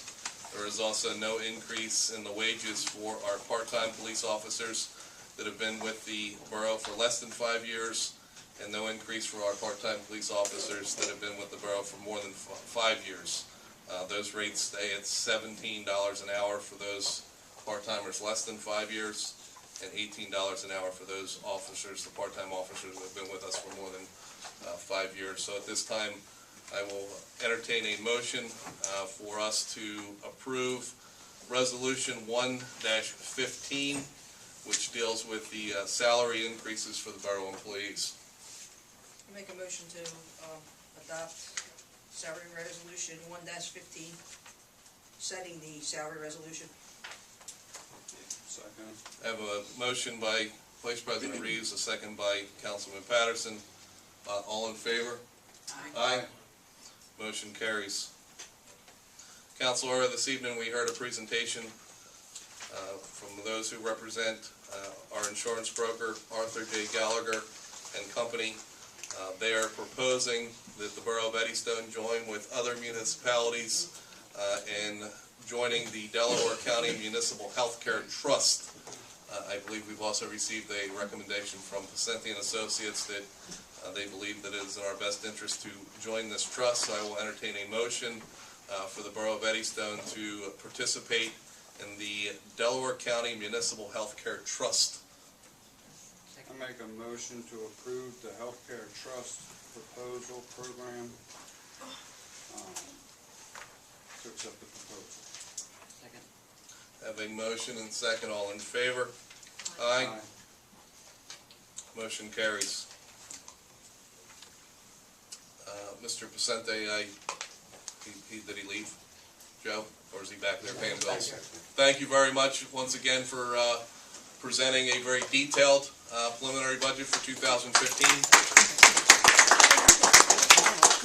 Great job, Joe. Thank you. And it is very comforting to us as members of Borough Council that we're able to operate next year with no tax increase. So at this time, I will entertain a motion from Borough Council to approve the 2015 preliminary budget. Make a motion to approve the 2015 preliminary budget. Second. Motion made and seconded. All in favor? Aye. Mr. Pacente, now that we've approved the budget, it's available for inspection for 10 days, correct, sir? Yes. A minimum of 10 days. Yeah, I'll be here at the borough office. Members of council, we still have the opportunity to make changes in some of the line items, but we have a meeting scheduled for the 23rd of December at 7 o'clock. That will be a special meeting to approve officially the 2015 budget. Any other business that we need to take action for in front of council this evening? What are we doing about the Christmas holidays for the employees? What are our days off? I don't even know what day Christmas is. Well, if we're meeting on a Thursday. Tuesday, the It's on a 23rd. What do we usually do when it's the end of the week like that? Christmas Day and the day after Christmas?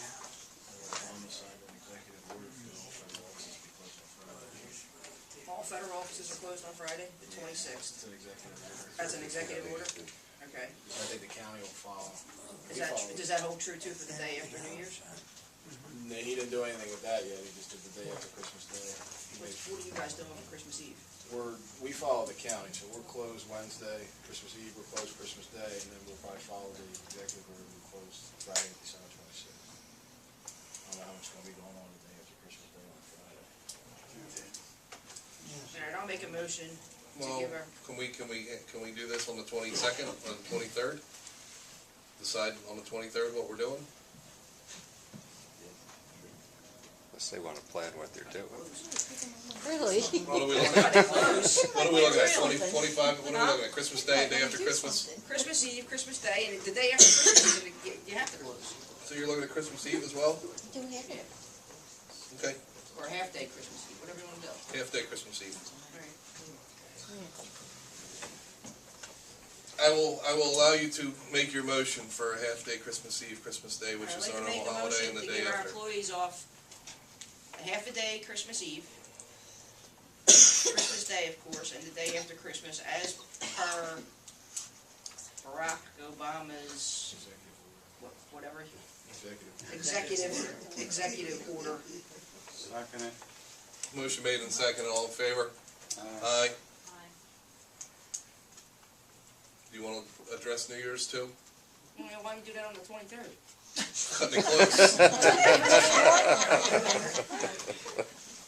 What's the county off, you know? Half-day New Year's Eve, they're off New Year's Day. Now, we'll be working the day after New Year's Day. All right, let's do that. So you're gonna do a half-a-day Christmas Eve, or New Year's Eve? Yeah. Are you giving off on Friday the 2nd? What are you guys doing now? You're We're working. working. Yeah, We'll be we're skipping half a day New Year's Eve, and then I will entertain your motion to close the borough offices for a half-a-day on Christmas Eve, 31st of December. New Year's Eve. And of course, Christmas or New Year's Day. Second. Motion made and second to close the borough office on Wednesday, the 31st of December, for a half a day, and then the normal holiday, which would be January 1 for New Year's Day. Excuse me. Ed, is that okay with you? Because you do have an employee downstairs in the Yeah, office. As long as Kathy has enough time, she has a couple of vacation days, she was deciding when she should take them or not, so if I can let her know by tomorrow, I can. She can take the day after, oh, that's for, she have to use them up this year? Yeah. Sure. Yeah. So I have a motion and a second, do I not? Did Yes. Karen made the motion and Yes, Dave I made did. the second? For a half a day on December 31st. All in favor? Aye. They hear an aye? Before. And add these holidays to the handbook, because every year we go through the same thing. of Yeah, giving we have to additional follow, days off. I think that we should kind of follow suit with what the county's doing. I mean, if all the other government offices are closed, and that's what Ridley Park, that's what Darby, that's what mainly everybody else does, they follow suit with the county. It should be in writing in our handbook. Right. And we should also be open when they're open. Or not? Sometimes not. When? Any other business that we need to take action on this When? evening? County people get 15 paid holidays a year. I can guarantee you. Upcoming public meetings and events, we are looking at next Friday, the 12th at 6 o'clock for our tree lighting ceremony. The following day, Is this Friday? this Friday. It's been a long night. Tell us about it. Unless you're saying the secretary took off and closed because. This Saturday No, I at didn't say that. 11:30, we'll begin the Santa Toy giveaway at Lighthouse I'd like Hall. to go through one of these meetings And without we having do an have a argument that I special didn't meeting start. scheduled for Tuesday, the 23rd at 7 o'clock to approve the 2015 budget. General updates, Chief, I've given you a stack of postcards. I've given all members of council the postcards which announce our website, and certainly encouraging our residents to, number one, participate in the recycling program, number two, sign up for our Code Red, and make them aware of the tips at EddystonePD.com, as well as the phone number for anybody that wants to make a report to our police department for investigation. There is a report an issue form on the website, so in the event that somebody wants to bring something to the borough's attention, you just click the form, fill out the information. What that's going to do is it's going to generate an email to members of council, the chief of police, our superintendent for public works, as well as our code enforcement office. And what I'm looking for is that all of our employees are in communication with each other, making the assessment of when you do receive that complaint, whether it is a code violation issue or whether it's something that Gene Scott can handle through the highway department, such as a down sign or a street light that's out. And what we're going to do as Borough Council for 2015 is make an effort in documenting through our meeting minutes, our follow-up to resolutions to public concerns and issues that are brought to our attention, whether we receive those as report an issue through our website, whether it is an issue that's brought to our attention through a right to know, or whether it is something that's brought up here in public forum. So, Mr. Barnes, certainly we want to make sure that the issue that you have, with the neighbor's trash is something that we can make sure that we've resolved that issue so that we can be held accountable. Thank you.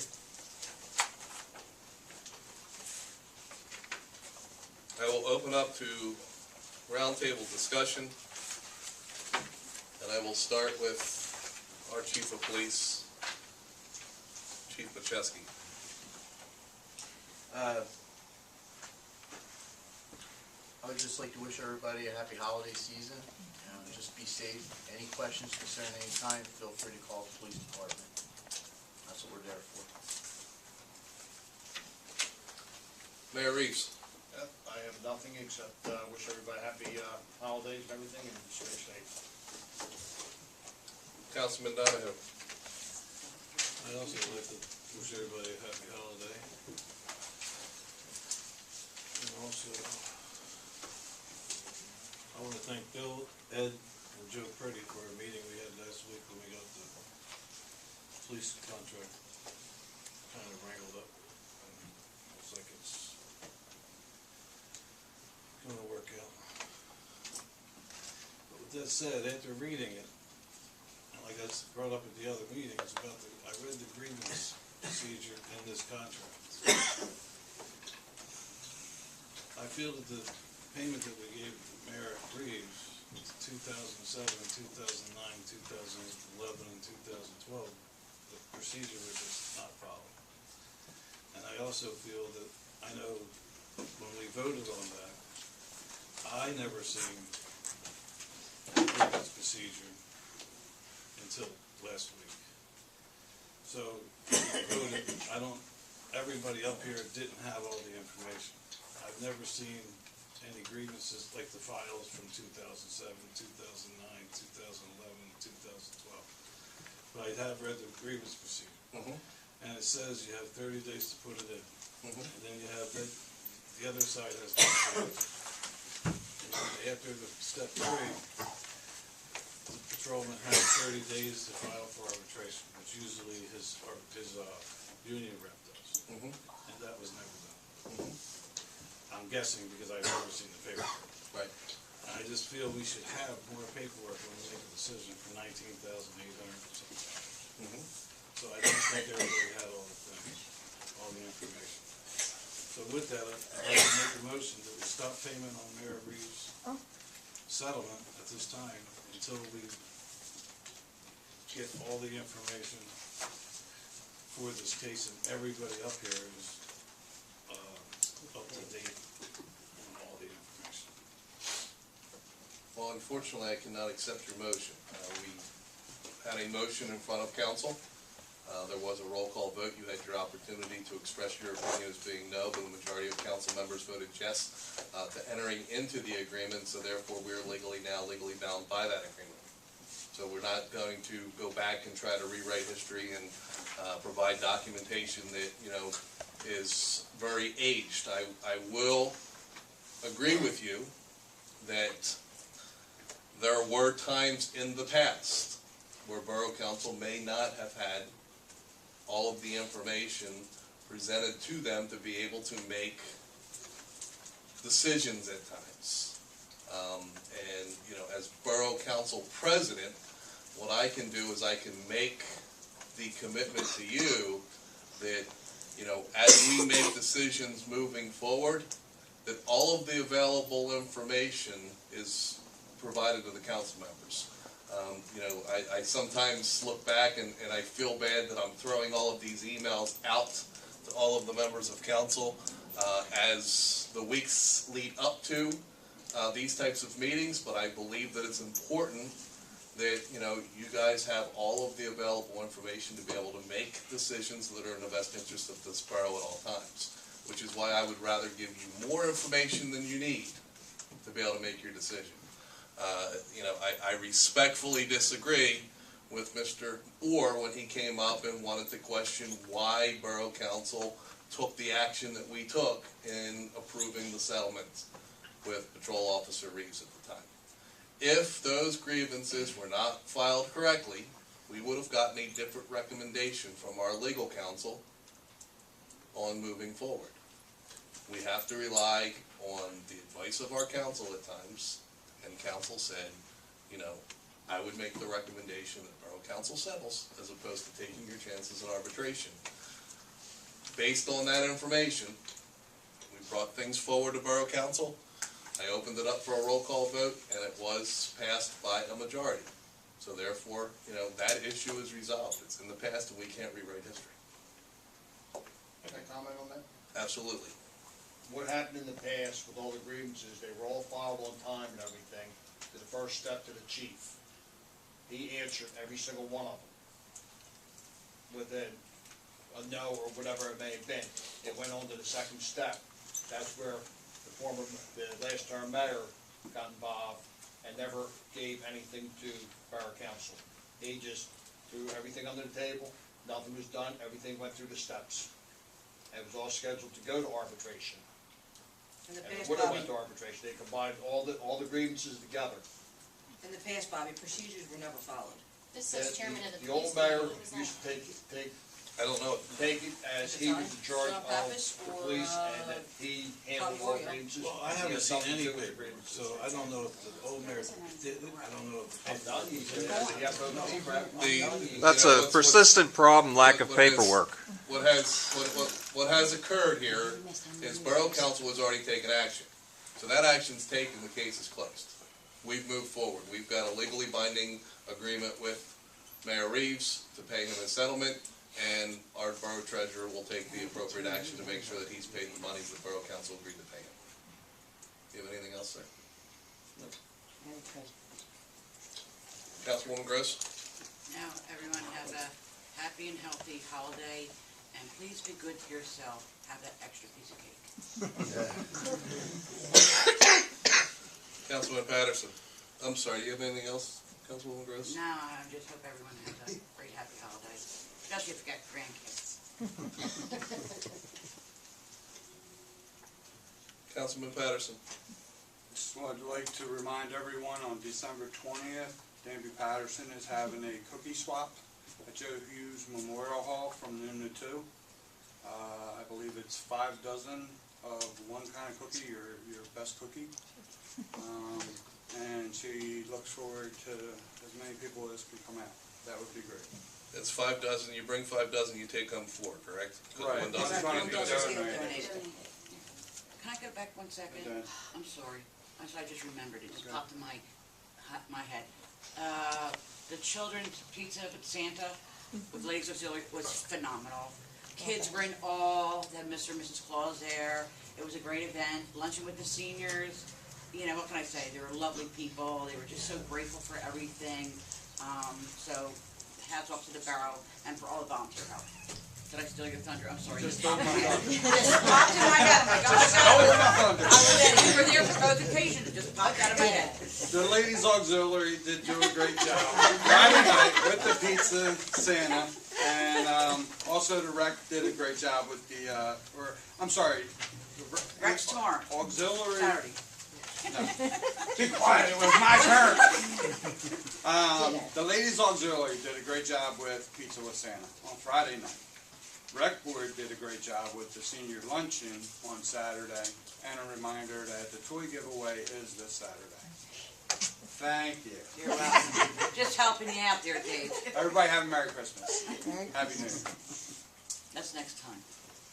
What time's the cookie swap start? The cookie is noon to 2. Noon to 2. Vice President Reeves. Yeah, I wanted to say kudos to the ladies auxiliary and actually to the rec board too, because they kind of work hand in hand together with all these things that are going on. I mean, a lot of new ideas and a lot of, positivity. I want to wish everybody a Merry Christmas and thank Dave and Danby for Mr. and Mrs. Claus, and he does a great job. And have a great Christmas. Well, unless you're on the 23rd.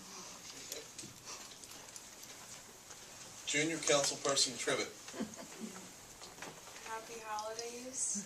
Stay healthy, please.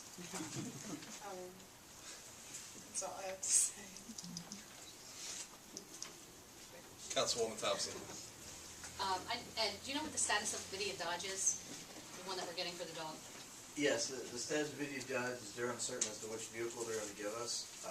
They are going to give us our purchase vehicle first, but we should receive it sometime in January, maybe February. I had a meeting with Steve Vidian himself. One of the issues is the one salesman we had an agreement with left, and Mr. Vidian assured me that he will fulfill his obligation in his Borough. The second question is, non-uniform employees. Is there any reason why we do not drug screen our non-uniform employees? Not that I'm aware of. Is that something that we can look into in the new year? If you would We like. have employees who are driving trucks and, We drug screen the CDL licensed drivers. You do? That's required, yeah. but not the other drivers who come in. What are the percentage of the people who have the CDLs who come in the workforce? Very small or One. Yeah, 1, 2. something I would recommend starting in January? We can look into getting a policy together on some type of drug screening policy. So, one of the numerous things that have to be taken care of, including, making sure that we've updated the employee handbook. And that's all. I just wanted to say thank you to the Picentes for your good job this year. And Merry Christmas to everyone and have a safe New Year.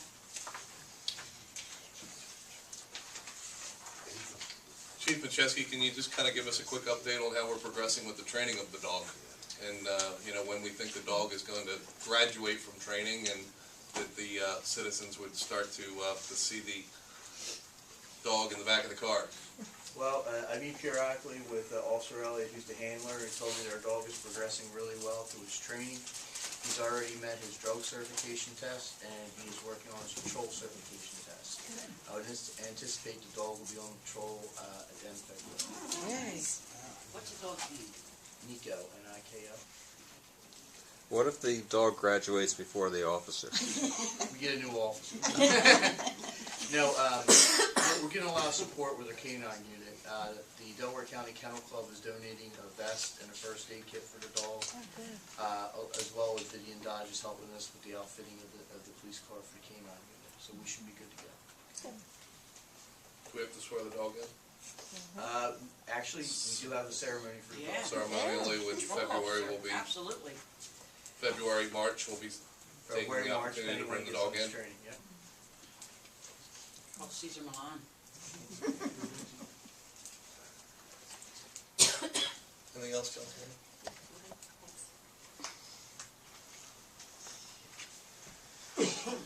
First, I want to thank everybody for their patience. We had a very, very long evening this evening. It was amazing to me that a move of 24 hours, it just seemed like the agenda continued to grow and grow and grow. But I would chalk this evening up as, you know, a good example of your government at work for you. You know, you've got 7 members of council that is sitting up here that is working very hard to make sure that Eddystone continues to be a good place to live.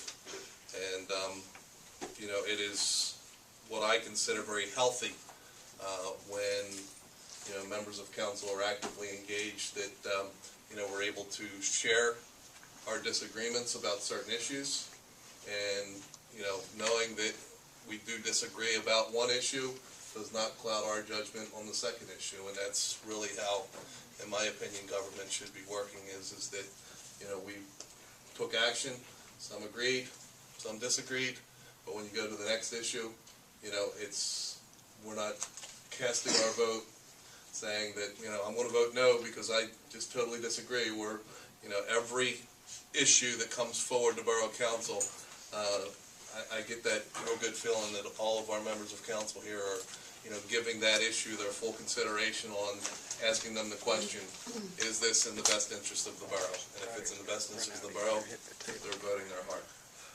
So I do appreciate everybody's patience. It was a long evening, so I will entertain a motion to adjourn. So ordered. Meeting adjourned.